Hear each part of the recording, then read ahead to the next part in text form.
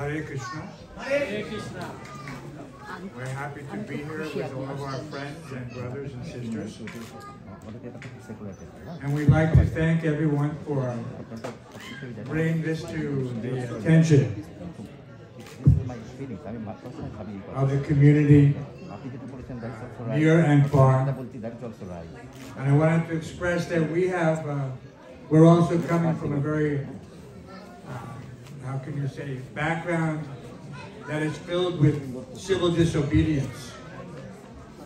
We have in West Bengal, in the 15th century, the largest civil disobedience movement against a Muslim government was held by Chaitanya Mahaprabhu against the Chand Kazi.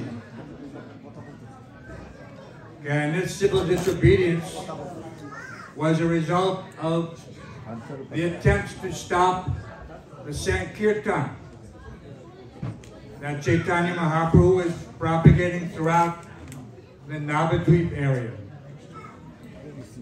So this was the largest civil disobedience up till that time.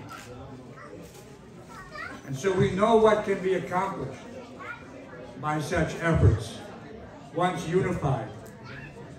But that unification cannot be simply based on temporary designations. We have to understand what is for our eternal benefit.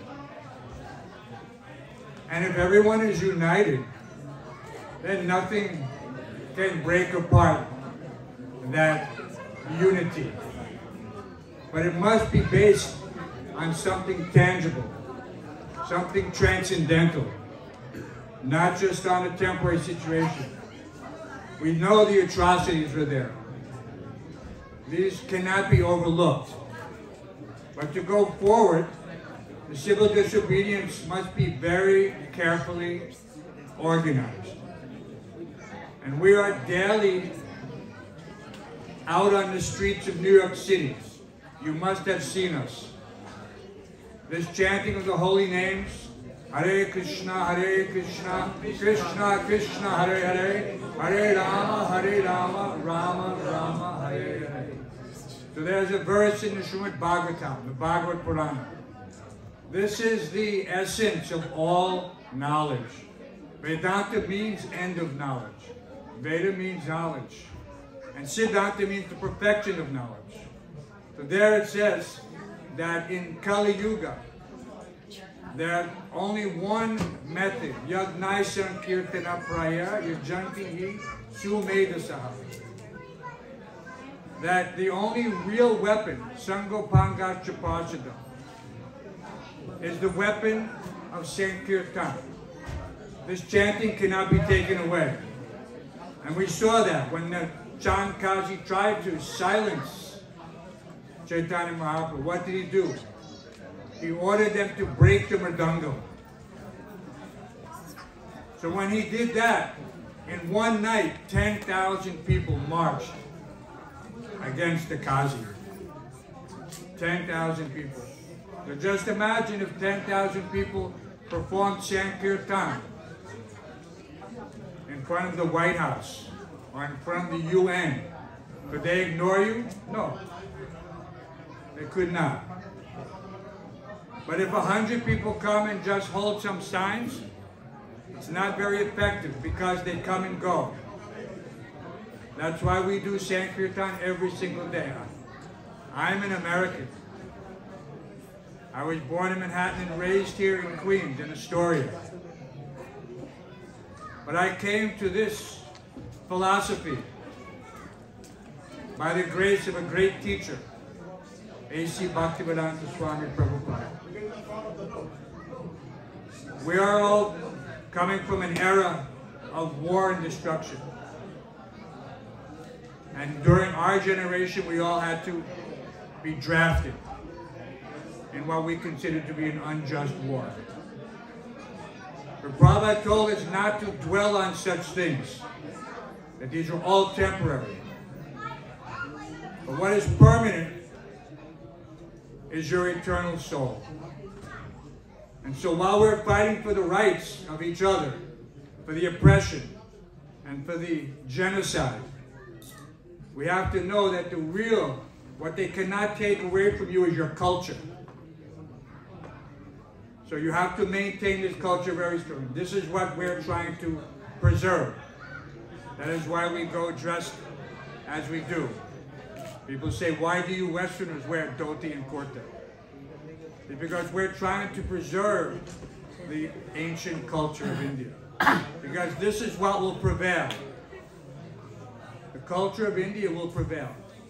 It will prevail in Bangladesh. It will ultimately prevail in Pakistan. It will prevail all over the world. But we have to maintain it. We cannot become participants in this material accumulation. That will water down the culture. It will make you weak. Forgive me for saying this. We have seen it in our generation and other generations. That is why you see the young people who are coming to do Sankirtan, the nice young lady. She could be doing so many things. She could be singing filmy songs. But she goes out on the street and chants Hare Krishna. Because she knows the benefit not just for her, but for anyone who hears. So we are convinced. I am now chanting for 50 years. I joined this movement. So we know the benefits. We know how this can conquer everything. This is the second largest religion in Russia. ISKCON, Hare Krishna. The second largest. The Orthodox Church, of course, is first. But second is Hare Krishna. When they asked, what is the greatest threat in Russia, to the leaders there when they had their meetings, they said this Hare Krishna movement is the greatest threat to communism. That's a big country. Bangladesh is a small country. If everyone united in the holy names and did Sankirtan every day, everywhere, hundreds or thousands of people, then this oppression would disappear. They cannot confront it. That is our humble hope, that everyone can participate somehow or other. We're trying to do our best. We're just a few devotees. But we saw what Prabhupada was able to do. Prabhupada went to Russia in 1971. And now it is the second largest religion. So this is what can be done. So thank you for giving me the opportunity to speak.